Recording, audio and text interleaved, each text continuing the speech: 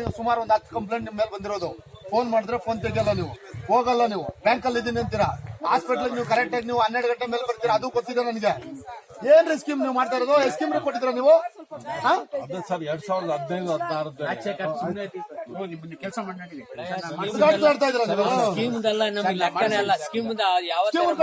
ಏನ್ ಮಾಡ್ತೀರಾ ನೀವು? ಅಯ್ಯಮ್ಮ ಏನ್ ಹೇಳಿದ್ರಿ? 10 ಸಲ ಫೋನ್ ಮಾಡಿದ್ರೆ ತೆಗಿಯಲ್ಲ ಅಂತಾರೆ.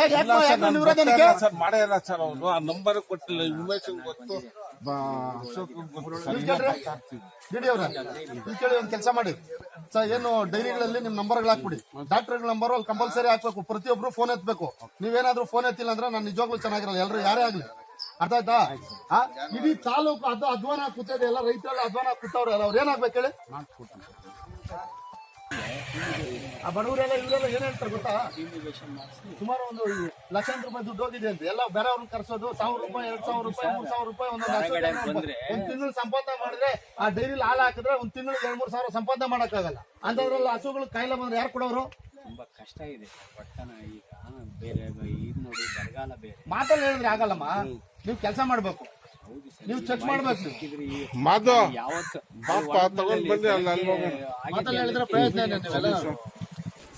ಏನು ಈಗಾಗಲೇ ನಮ್ಮ ರೈತರಿಗೆ ಸುಮಾರು ಅವರು ಏನು ಮನೆಯಲ್ಲಿರ್ತಕ್ಕಂಥ ಹಸುಗಳಿಗೆ ಕಾಲುಬಾಯಿ ಜ್ವರ ಬಂದಿದೆ.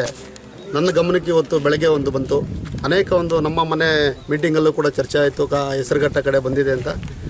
ನಮ್ಮ ಅಧಿಕಾರಿಗಳಿಗೆ, ಜಿಲ್ಲಾಧಿಕಾರಿಗಳಿಗೆ ಮತ್ತು ಅಲ್ಲೆಲ್ಲ ಮೀಟಿಂಗಲ್ಲಿ ನಾವು ಆದೇಶ ಕೂಡ ಮಾಡಿದ್ವಿ. ಯಾವುದೇ ಕಾರಣಕ್ಕೂ ಅದು ಮೆಡಿಷನ್ನ ಚಾಚು ತಪ್ಪಬೇಕು ನೀಡಬೇಕು, ಮತ್ತು ಸಂಬಂಧಪಟ್ಟ ಅಧಿಕಾರಿಗಳು ಮತ್ತು ಡಾಕ್ಟ್ರುಗಳು ಪ್ರತಿ ಹಳ್ಳಿಗೂ ವಿಸಿಟ್ ಮಾಡಬೇಕು ಅಂತ ಆದೇಶ ಕೂಡ ಮಾಡಿದ್ದೀವಿ. ಆದರೆ ಈ ಒಂದು ಭಾಗದಲ್ಲಿ ಅನೇಕ ಒಂದು ಹಸುಗಳು, ಈ ಆನೇಕಲ್ ತಾಲೂಕಲ್ಲಿ ಇರ್ತಕ್ಕಂಥ ಏನು 50-60 ಸಾವಿರ ಹಸುಗಳಿದೆ, ಈ ಒಂದು ಭಾಗದಲ್ಲಿ ಅನೇಕ ಹಳ್ಳಿಗಳಲ್ಲಿ ಕೂಡ ಹಸುಗಳು ಸತ್ತಿದೆ ಅಂತ ನಮ್ಮ ಗಮನಕ್ಕೆ ಬಂತು. ಆದ್ದರಿಂದ ಇವತ್ತು ಬೆಳಗ್ಗೆ ನಾನು ನಮ್ಮ ಜಿಲ್ಲಾ ಉಪನಿರ್ದೇಶಕರಿಗೆ ಕರೆ ಮಾಡಿ ನೇರವಾಗಿ ಸಂಬಂಧಪಟ್ಟವರೆಲ್ಲ ಟೀಮ್ ಮಾಡಿಕೊಂಡು ಇಡೀ ಹಳ್ಳಿಗಳು ವಿಸಿಟ್ ಮಾಡಬೇಕು ಅಂತ, ಎಲ್ಲ ಹಸುಗಳಿಗೂ ಕೂಡ ಇಂಜೆಕ್ಷನ್ನು, ವ್ಯಾಕ್ಸಿನ್ ಎಲ್ಲ ಕೊಡಬೇಕು ಮತ್ತು ಸಂಬಂಧಪಟ್ಟ ಅಧಿಕಾರಿಗಳು ಇಲ್ಲಿರಬೇಕು ಅಂತ ಹೇಳ್ಬಿಟ್ಟು ಆದೇಶ ಮಾಡಿ ಅವ್ರಿಗೆ ಬಂದು ಎಲ್ಲ ಟ್ರೀಟ್ಮೆಂಟ್ ಮಾಡ್ತಾಯಿದ್ದಾರೆ. ಆದರೆ ಒಂದು ಸಣ್ಣ ಪುಟ್ಟ ಒಂದು ಕೊರತೆಗಳು ಕೂಡ ಐತೆ. ಯಾಕಂದರೆ ಈ ಭಾಗದಲ್ಲಿ ಯಾರೋ ಪಕ್ಕದಲ್ಲಿರ್ತಕ್ಕಂಥವ್ರು ಯಾರೋ ಬಂದು ನಮ್ಮ ಡಿಪಾರ್ಟ್ಮೆಂಟಿಂದ ಇರ್ತಕ್ಕಂಥ ಡಾಕ್ಟ್ರುಗಳು ಸ್ಪಂದನೆ ಮಾಡ್ತಾಯಿಲ್ಲ ಅಂತ ನಾನು ಕಂಪ್ಲೇಂಟ್ ಬಂದು ಅವ್ರಿಗೆ ನೇರವಾಗಿ ಅವ್ರನ್ನ ಸಸ್ಪೆಂಡ್ ಮಾಡಿ, ಇಲ್ಲಾಂದರೆ ಕೆಲಸ ಮಾಡಲಿ ಅಂತೇಳ್ಬಿಟ್ಟು ನಮ್ಮ ಡಿಸ್ಟಿಕ್ ಆಫೀಸರ್ಗೆ ಆದೇಶ ಕೂಡ ಮಾಡಿದ್ವಿ. ಮತ್ತು ಏನು ಇಲ್ಲಿ ರೈತರಿಗೆ ಯಾವುದೇ ರೀತಿ ತೊಂದರೆ ಆಗಬಾರ್ದು ಅಂತ ಎಚ್ಚೆತ್ಕೊಂಡು ಕೆಲಸ ಮಾಡಬೇಕು. ಮತ್ತು ಅನೇಕ ಹಸುಗಳು, ಯಾಕಂದರೆ ಇವತ್ತು ದಿನ ಒಂದು ಹಸು ತೊಗೊಬರ್ಬೇಕಾದ್ರೆ ಕನಿಷ್ಠ ಅಂದರೆ 1 ಲಕ್ಷ ರೂಪಾಯಿ ಮೇಲೆ ಬೇಕು. ಅವನು ಸಂಬಂಧಪಟ್ಟ ಏನು ಕೆಲವರು ಮಹಿಳೆಯರು ಪಾಪ ಊಟಕ್ಕೆ ಇಲ್ದಿರೋರೆಲ್ಲನೂ ಕೂಡ ಅನೇಕ ನಮ್ಮ ತಾಲೂಕಲ್ಲಿರ್ಬೋದು, ಹಸುಗಳು ಮೇಯಿಸೋರು ಪ್ರತಿಯೊಬ್ಬರು ಕೂಡ ನಾವು ಕಷ್ಟಪಟ್ಟು ಏನೋ ಅವ್ರು ಜೀವನ ಮಾಡಬೇಕು ಅಂತ ಒಂದು 2,000-3,000 ರೂಪಾಯಿ ಒಂದು ತಿಂಗಳು ಸಂಪಾದನೆಗೋಸ್ಕರ ಮಾಡ್ತಾ ಇರೋಕ್ಕಂತ ಇದೆ. ಅವ್ರಿಗೆ ಟ್ರೀಟ್ಮೆಂಟ್ ಕೊಡೋಕ್ಕೆ 4,000-5,000 ರೂಪಾಯಿ ಬೇಕು ಅಂದರೆ ಅವ್ರು ಎಲ್ಲಿಂದ ತರ್ತಾರೆ?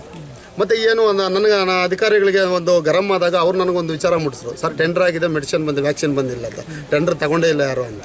ಯಾಕೆ ಈ ಥರ ಎಲ್ಲ ಲೋಪದೋಷಗಳು ಮಾಡಬೇಕು? ಸಂಬಂಧಪಟ್ಟ ಸಚಿವರು ಇದನ್ನು ಗಮನ ಹರಿಸ್ಕೋಬೇಕು. ಈ ಇಲಾಖೆಗೆ ಸಂಬಂಧಪಟ್ಟಿರೋರು, ಕಮಿಷನರ್ ಆಗಲಿ, ಚೀಫ್ ಸೆಕ್ರೆಟರಿ ಆಗಲಿ, ಇವರೆಲ್ಲ ಸಂಬಂಧಪಟ್ಟವರು ಅದನ್ನು ತಿಳ್ಕೊಂಡು ಟೆಂಡರ್ ಆಗೋದು ಯಾಕೆ ಕಮಿಷನ್ಗಳು ಬೇಕಾಯ್ತಲ್ಲ. ನಾನು ಯಾರೋ ಕಮಿಷನ್ ತಗೊಳ್ಳೋದಕ್ಕೋಸ್ಕರ ಟೆಂಡರ್ ಆಗಿಲ್ಲ, ಇನ್ನೊಂದಾಗಿಲ್ಲ ಅಂತ ಅವ್ರು ಸಂಬಂಧಪಟ್ಟವ್ರು ಕೊಡಿಸೋದಕ್ಕೋಸ್ಕರ ಇವೆಲ್ಲ ಯಾಕೆ ಪೋಸ್ಟ್ಪೋನ್ ಮಾಡಬೇಕು? ನೀವು ಟೆಂಡರ್ ಮಾಡಿ ಮೆಡಿಸಿನ್ ಸಪ್ಲೈ ಮಾಡೋಷ್ಟರಲ್ಲಿ ಹಸುಗಳು ಎಷ್ಟು ಸಾಯ್ತಾವೆ ಇಲ್ಲಿ, ರೈತರೇನಾಗಬೇಕು?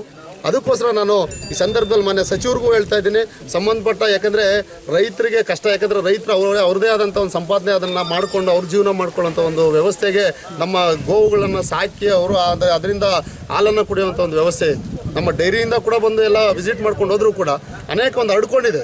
ಈ ಹರಡ್ಕೊಂಡಿರೋದಕ್ಕೆ ನಾವು ಎಚ್ಚೆತ್ಕೊಳ್ಬೇಕು. ಇವತ್ತಿನ ದಿನ ನಾವು ಹಸುಗಳಾದ್ರೂ ಜನರಾದರೂ ಎರಡೂ ಒಂದೇ. ಇವತ್ತಿನ ದಿನ ನಾವು ಜನರಿಗಿಂತ ಹೆಚ್ಚಿಗೆ ನಾವು ಹಸುಗಳನ್ನ ಟ್ರೀಟ್ ಮಾಡಬೇಕಾಗುತ್ತೆ. ಮತ್ತು ಅದ್ರ ಜೊತೆಲಿ ಕುರಿಗಳಿರ್ಬೋದು, ಎಮ್ಮೆಗಳಿರ್ಬೋದು, ಅನೇಕ ಮೇಕೆಗಳಿರ್ಬೋದು, ಅನೇಕ ಒಂದು ಸಂಬಂಧಪಟ್ಟ ಎಲ್ಲ ಏನು ಗೋವುಗಳಿದೆ ಅವಳನ್ನ ರಕ್ಷಣೆ ಮಾಡಬೇಕು. ನಾವು ರೈತರಿಗೆ ನಾವು ಇದನ್ನು ಸಹಾಯ ಮಾಡಬೇಕು. ಯಾಕಂದರೆ ರೈತರು ಇವತ್ತಿನ ದಿನ ಲೋನ್ಗಳು ಮಾಡಿರ್ತಾರೆ. ಒಂದು ಹಸು ತಗೊಳ್ಬೇಕು ಅಂದರೆ ಲೋನ್ ಮಾಡಿರ್ತಾರೆ. ಅವ್ರು ಎಲ್ಲಿಂದ ಕಟ್ತಾರೆ? ಬ್ಯಾಂಕಿಂದ. ಸಂಬಂಧಪಟ್ಟ ಅಧಿಕಾರಿಗಳನ್ನ ಎಚ್ಚೆತ್ಕೋಬೇಕು. ಮತ್ತು ನಾನೀಗ ನೇರವಾಗಿ ಹೇಳ್ತಾ ಇದ್ದೀನಿ, ನಮ್ಮ ಅಧಿಕಾರಿಗಳು, ಜಿಲ್ಲಾ ಮಟ್ಟದ ಅಧಿಕಾರಿಗಳನ್ನ ಈಗ ಮೀಟಿಂಗ್ ಕರೆಯೋಕ್ಕೂ ಹೇಳಿದ್ದೀನಿ. ಆ ಏನು ಮೆಡಿಸಿನ್ ಬೇಕೋ ಅದನ್ನೆಲ್ಲ ಸಪ್ಲೈ ಮಾಡೋಕ್ಕೆ ಕಮಿಷನರ್ ಹತ್ರ ನಾನು ಮಾತಾಡ್ತೀನಿ ಅಂತ ಹೇಳಿದ್ದೀನಿ. ಆ ಏನಿದೆಯೋ ಪ್ರತಿ ಹಳ್ಳಿಗೂ ವಿಸಿಟ್ ಮಾಡಿ ಪ್ರತಿದಿನ ಕಾಯಿಲೆ ಮೇಲಾಗೋವರೆಗೂ, ಬೆಟ್ರಾಗೋವರೆಗೂ ಹಳ್ಳಿಗೆ ಭೇಟಿ ಮಾಡಬೇಕು. ಆ ಹಳ್ಳಿಲಿ ಎಲ್ಲರ ಹತ್ರನೂ ಆ ಟ್ರೀಟ್ಮೆಂಟ್ ಕೊಡಬೇಕು. ಯಾರ ಹತ್ರ ದುಡ್ಡು ತಗೋಬಾರ್ದು ಅಂತ ಆದೇಶ ಕೂಡ ಮಾಡಿದ್ವಿ. ಯಾವುದು ದೊಡ್ಡ ತಿಮ್ಮಸಂದ್ರ ಗ್ರಾಮದಲ್ಲಿ ಕಾಲುಬಾಯಿ ಜ್ವರ ಇದೆ. ಈಗ 15 ರಾಸುಗಳಿಗೆ ಇಲ್ಲಿ ಜ್ವರ ಇತ್ತು. ಅದಕ್ಕೆ 15 ರಾಸುಗಳಿಗೆ ನಾವು ಟ್ರೀಟ್ಮೆಂಟ್ ಮಾಡಿಸಿದ್ದೀವಿ. ಈಗ ನಮ್ಮಲ್ಲಿ ಜಿಲ್ಲೆಯಾದ್ಯಂತ ಈ ಥರ ಏನು ಔಟ್ಬ್ರೇಕ್ ಆ ಥರ ಎಲ್ಲೂ ಕಾಣಿಸ್ತಾ ಇಲ್ಲ. ಈಗ ಇಲ್ಲಿ ಕಾಣಿಸಿದೆ. ಈಗ 15 ದಿವಸದ ಕೆಳಗಡೆ ಹೆಸರುಘಟ್ಟ ಗ್ರಾಮದಲ್ಲಿ ಬಂದಿತ್ತು. ಹೆಸರುಘಟ್ಟ ಗ್ರಾಮದಲ್ಲಿ ಎಲ್ಲ ಟ್ರೀಟ್ಮೆಂಟ್ ಮಾಡಿ ಕಂಪ್ಲೀಟ್ ಎಲ್ಲ ಏನೋ ಸ್ಪ್ರೇ ಎಲ್ಲ ಮಾಡಿಸಿದ್ದೀವಿ, ಔಷಧಿ ಎಲ್ಲ ಸ್ಪ್ರೇ ಮಾಡಿಸಿದ್ದೀವಿ. ಆದ್ದರಿಂದ ಆ ಭಾಗದಲ್ಲಿ ಈಗ ಕಂಪ್ಲೀಟ್ ಕಾಯಿಲೆ ನಿಯಂತ್ರಣದಲ್ಲಿದೆ.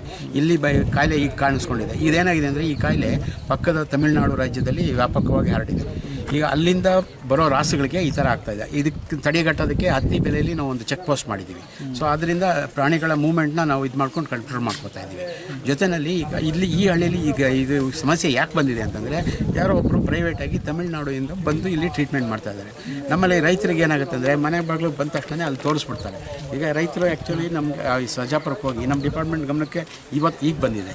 ಬಂದ ತಕ್ಷಣ ನಮ್ಮ ಇಲ್ಲಿನ ಎಲ್ಲ ಆಸ್ಪತ್ರೆಗಳಲ್ಲಿ ನಾನು ಡಾಕ್ಟ್ರುಗಳಿಗೆ ಹೇಳಿದ್ದೀನಿ. ಆಮೇಲೆ ಇಲ್ಲಿ ತಾಲೂಕಾ ಸಹಾಯಕ ನಿರ್ದೇಶಕರಾದ ಕೃಷ್ಣಮೂರ್ತಿ ಅವ್ರಿಗೂ ನಾನು ಹೇಳಿದ್ದೀನಿ. ಆದಷ್ಟು ಈಗ ಕಂಪ್ಲೀಟಾಗಿ 3 ದಿವಸ ಕಂಟಿನ್ಯೂಸ್ ಆಗಿ ಈ ಗ್ರಾಮಗಳಿಗೆಲ್ಲ ವಿಸಿಟ್ ಕೊಟ್ಟು ಎಲ್ಲದಕ್ಕೂ ಇಂಜೆಕ್ಷನ್ ಮಾಡಿ. ಸರ್, ನಮ್ಮ ಹಸುಗಳಿಗೆ ಈ ಥರ ಆಗಿ ಒಂದು ವಾರದಿಂದ ಡಾಕ್ಟ್ರಿಗೆ ಫೋನ್ ಮಾಡಿದ್ರೆ ಅವ್ರು ಬಂದಿಲ್ಲ. ಆವಾಗ ಪ್ರೈವೇಟ್ ಡಾಕ್ಟ್ರನ್ನ ಕರೆಸಿ 10,000 ಖರ್ಚು ಮಾಡಿ ನೋಡಿ ನಮ್ಮ ಹಸುಗಳು ಇಷ್ಟು ಮಾತ್ರ ಆಗವೆ. ತುಂಬ ಗಾಯಗಳಾಗ್ಬಿಟ್ಟಿತ್ತು ನಮ್ಮ ಹಸುಗಳಿಗೆ. ಊಟ ತಿಂತಾ ಇದ್ದಿಲ್ಲ, ಬೂಸ ಎಲ್ಲ ಕೈಯಲ್ಲೇ ತಿನ್ನಿಸ್ತಾ ಇದ್ವಿ ನಾವು.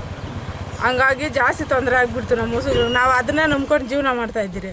ಅದು ಇಲ್ಲ ಅಂದ್ರೆ ನಾವು ಹೆಂಗೆ ಸರ್ ಜೀವನ ಮಾಡೋದು? ಏನು ರೋಗ ಅಂತ ಹೇಳಿದಾರೆ ಈಗ? ಗಾಳಿ ಶೆಕೆ ಅಂತ ಹೇಳಿದ್ದಾರೆ ಸರ್.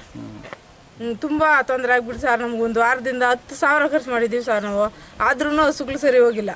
ಏನೇನು ಸಮಸ್ಯೆ ಆಗಿದೆ ಹಸುಗಳಿಗೀಗ? ಊಟ ತಿನ್ನಲ್ಲ, ಬಾಯೆಲ್ಲ ಉಣ್ಣಾಗ್ಬಿಟ್ಟು ನಾಲ್ಗೆಯಲ್ಲೇ ಎಲ್ಲ ನಾಲ್ಗೆನೇ ಕಿತ್ಕೊಂಡ್ ಬರ್ತಾ ಇದೆ. ಮತ್ತು ಕಾಲಲ್ಲೆಲ್ಲ ಉಣ್ಣಾಗ್ಬಿಟ್ಟು ನಡೆಯೋಕ್ಕಾಗ್ತಾ ಇದ್ದಿಲ್ಲ. ಹಂಗೆ ಮಲಗಿದ ಹತ್ರನೇ ಇದ್ದಾವೆ ಹಸುಗಳು. ಹುಳಗಳು ಆಗ್ಬಿಟ್ಟವೆ. ಇಷ್ಟು ಔಷಧಿ ಹಾಕಿದ್ರೂ ಮೇಲಾಗ್ತಾ ಇಲ್ಲ. ಕಾಲಿಗೆಲ್ಲ ಪೆಟ್ರೋಲ್ ಹಾಕ್ತಾ ಇದ್ದೀರಾ? ಕಾಲಿಗೆ ಪೆಟ್ರೋಲ್ ಹಾಕಿದ್ದೀವಿ, ಕಾನ್ಗಣ್ಣೆ ಇಟ್ಟಿದ್ದೀವಿ ಸರ್. ಕೊತ್ತಂಬರಿ ಸೊಪ್ಪು, ಮುಳ್ಳಂಗಿ ಯಾರೇನು ಹೇಳಿದ್ರು ಎಲ್ಲ ತಿನ್ನಿಸಿದ್ದೀವಿ. ಆದ್ರೂ ಕಂಟ್ರೋಲ್ ಆಗ್ತಾ ಇಲ್ಲ. 12 ದಿವಸ ಆಯ್ತಪ್ಪ. ನಿಮ್ಮ ಹೆಸರು? ಗುಂಡಮ್ಮ. ನನ್ನ ಹೆಸರು ಗುಂಡಮ್ಮ. 3 ಹಸುಗಳವೆ. 3 ಹಸುಗಳಲ್ಲಿ ನಮ್ಮ ಮಗಳದ್ದು 2, ನಂದೊಂದು. ಒಂದೇ ಮನೆಯಲ್ಲೇ ಕಟ್ಟಾಕ್ಕೊಂತೀವಿ. ನೋಡು ಈ ಥರ 12 ದಿವಸ ಆಯ್ತು ಬಂದು. 12 ದಿವಸದಿಂದ ನಾವು ಸುಮಾರು ಒಂದು 10,000 ಖರ್ಚು ಮಾಡಿದ್ರಿ. ಏನೋ ಕಾಯಿಲೆ ಬಂದೈತೆ ಅಂತ ಮಾಡಿದ್ರಿ, ವಾಸಿ ಆಗಲ್ಲ. ಇದು ಗಾಳಿ ಶೆಕೆ ಅಂತ ಗೊತ್ತಾಯ್ತು. ಹುಳುಗಳು ಬಿದ್ದೋಗ್ಬಿಟ್ಟೈತೆ, ಮೂಗೆಲ್ಲ ಕೊಳ್ತೋಗ್ಬಿಟ್ಟೈತೆ, ಜೊಲ್ ಸುರಿಸ್ತೈತೆ, ಕಾಲಲ್ಲಿ ಎಲ್ಲ ಉಣ್ಗಳಾಗ್ಬಿಟ್ಟವೆ. ನಾವು ಸುಮಾರು ಕಾಸು ಖರ್ಚು ಮಾಡಿದ್ರಿ, ವಾಸಿ ಆಗಲ್ಲ. ಅದಕ್ಕೆ ಡಾಕ್ಟ್ರಿಗೆ ಫೋನ್ ಮಾಡಿದ್ರು, ಬಂದವ್ರೆ. ಎಷ್ಟು ಹಸುಗಳು ಬಂದ ಊರಲ್ಲಿ? ಊರಲ್ಲಿ ಒಂದು 80 ಹಸುಗೆ ಬಂದೈತೆ.